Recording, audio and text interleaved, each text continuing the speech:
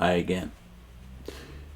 In the period 1952 to 1971, F.F. Bruce was asked to answer questions from readers for the magazine that catered to the beliefs and the needs of mostly Brethren people during that period. The magazine was edited by Frederick Tatford, also wrote commentaries, by the way, not in the depth that F.F. Bruce did, but he was a pretty famous writer during that same period, the 50s, 60s, 70s.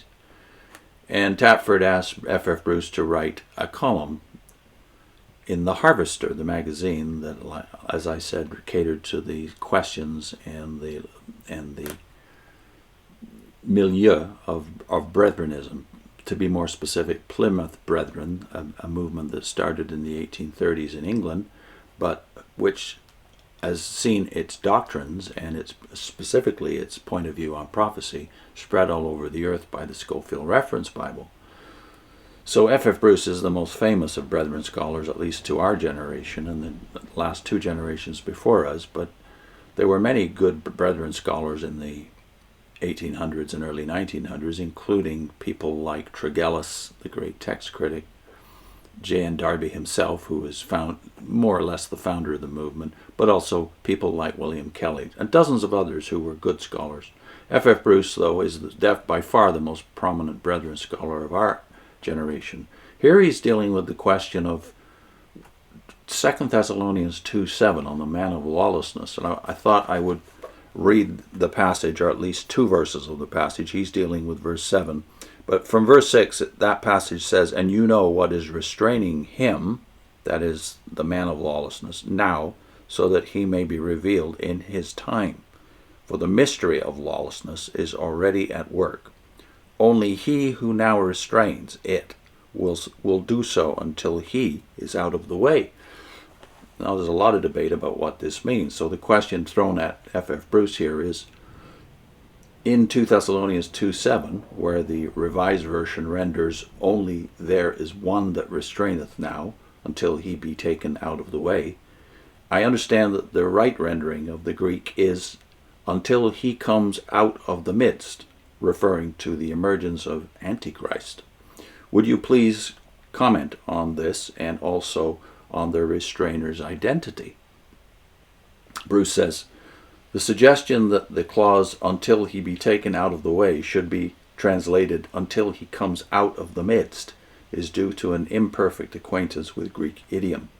The words taken one by one may seem to yield this latter sense, but, in fact, the regular usage of the construction in Greek applies, as Henry Alford says, to any person or thing which is taken out of the way, whether by death or other removal." End of Alford quote. Bruce says, and this is the sense given in most translations of the passage. The identity of the restraining power, however, is another question. The widest variety of suggestions has been made, ranging from the Holy Spirit at one extreme to the devil at the other. One view, which has become fashionable of late, is that Paul's own ministry was the restraining force, that he meant that the man of lawlessness would not be manifested until his own apostolic course was completed. My own view is that Paul was referring to the forces of law and order, which acted as a restraint on the forces of lawlessness for the time being. When the forces of law and order were removed, then the forces of lawlessness would break forth in the regime of the man of lawlessness. And now he cites Hogg Vine, also Brethren scholars, by the way, about 100 years ago. Hogg Vine, in their commentary on Thessalonians, favor the view that the apostle alluded to Gentile dominion, the course of which had been outlined by Daniel. In Paul's day, Gentile dominion was wielded by the Roman Empire, which he acknowledged as the servant of God to execute his wrath on the wrongdoer. That's a direct quote from Romans 13, verse 4. Paul himself had cause more than once to appreciate the protection which Roman law afforded him against those who opposed his missionary work.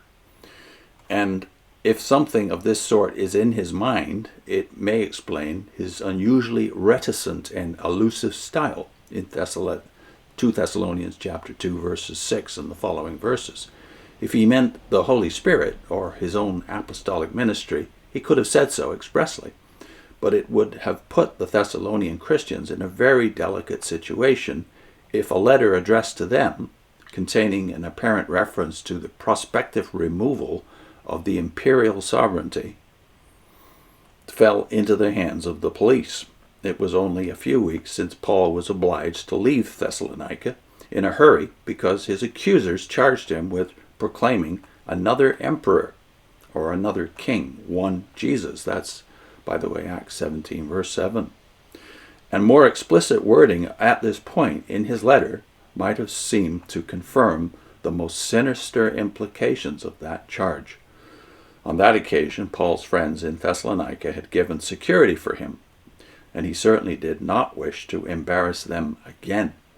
Now, it seems to me this is the most reasonable argument as to what the restraint is then. It's in effect, at that time, it was the Roman Empire holding back lawlessness.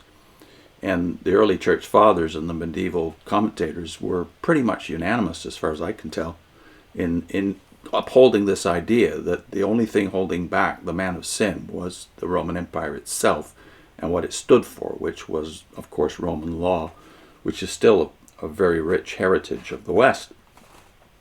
We've done a video on the Antichrist passage because, of course, in this passage, the man of lawlessness is equated with the Antichrist. But the word Antichrist is not used here, nor is it used in Revelation, where the beast is referred to.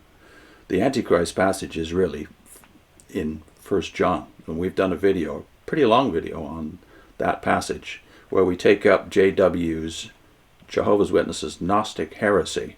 And that heresy really is three heresies, one being an anointed elite, a second being a non-physical resurrection, and third, a new light gospel.